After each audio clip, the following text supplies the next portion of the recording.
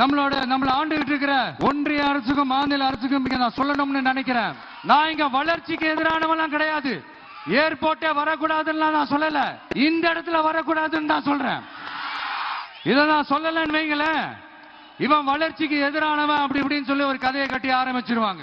இன்னைக்கு இந்த பூமியில வாழ்ற எல்லா உயிரினங்களோட இருப்பையும் புவி வெப்பமயமாதல் பயமுறுத்திட்டு இருக்கு.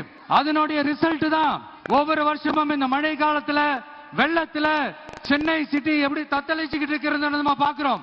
இப்ப ரீசன்ட் டைம்ல எடுத்த ஒரு அறிவியல் ஆய்வுல இப்படி ஒவ்வொரு வருஷம் சென்னையில வர பிளட்டுக்கு காரணமே இங்க இந்த சுற்றுவட்டார பகுதியில் இருக்கிற சதுப்பு நிலங்களை நீர்நிலைகளை அழிச்சது தான் சொல்லுது. இப்படி ஒரு சூழல் இருக்கும் போது 90% ஆஃப் விவசாய நிலங்கள் 90% ஆஃப் நீர்நிலைகளை அழிச்சு இங்க அந்த பரந்தூர் விமான நிலையத்தை கொண்டு வரணும்னு எடுக்கிற அந்த முடிவை எந்த அரசா இருந்தாலும் அது மக்கள் விரோத அரசா தான் இருக்க முடியும்.